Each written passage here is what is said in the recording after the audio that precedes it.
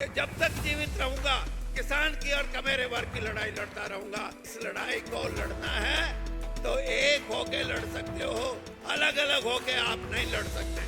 किसानों के हकों की लड़ाई लड़ने की तरकीब और किसानों में आत्मविश्वास पैदा करने वाले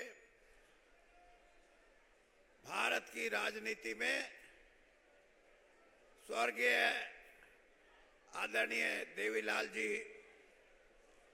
की 110 साल की ये जयंती और मैं इसमें उपस्थित मंचासीन देश के बहुत ही वरिष्ठ सोच के धनी और नेता और यहाँ उपस्थित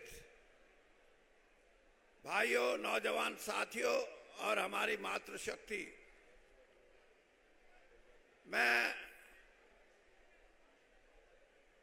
अपना एक कर्तव्य और एक निष्ठा जो देश की राजनीति में जिसकी जरूरत है, हम पार्टियों में बंद के अपने महान नेताओं के लिए अलग अलग जगह जाएं, इस बात का मैं कहीं जाए कोई नहीं जाए, कोई किसी नेता के लिए जाए कोई किसी के लिए नहीं जाए, इन चीजों से ऊपर उठ के अगर देश की राजनीति चलानी है, हरियाणा के अंदर एक नया दौर कायम करना है, तो देवीलाल जी जैसे महापुरुषों के लिए किसी पार्टी का बंधन नहीं होना चाहिए, किसी इंसान का बंधन नहीं होना चाहिए। सबको मिलके अपने श्रद्धा सुमन उनको अर्पित करने चाहिए। मैंने जैसे कहा कि लड़ाई तो बहुत किस्म की होती है। कोई लोग यूनियन बनाते हैं, कोई एसोसिएशन बनाते हैं और अपने अपने कामों के लिए, अपने अपने लक्ष्यों की पूर्ति करने के लिए बहुत सी ऐसी चीजें हैं जिनके लिए संघर्ष करते हैं। लेकिन किसान के लिए, गरीब कमेरे वर्ग के लिए और उन लोगों के लिए जो आर्थिक असमानता का शिकार हैं, कल या परसों के अखबार में मैं पढ़ रहा था, एक तरफ तो 200 रुपए कमाने वाली एक परिवार और एक परिवार ऐसा जिसकी आमदनी हर रोज 1200 करोड़ रुपए से भी ज्यादा हो। ऐसी असमानता में, ऐसी डिस्पैरिटी में अगर अर्थव्यवस्था हमारी चलेगी तो देश से कभी गरीबी खत्म नहीं हो सकती। ये जो कमेरा वर्ग है, जो अपनी मेहनत करके पसीना बहा के अपने परिवार का पेट पालता है, 76 साल की आबादी में उसके लिए आज भी मैं ये कहता हूं कि इस देश की धन दौलत में उसका कोई हिस्सा नहीं है। और यही हाल किसान का है।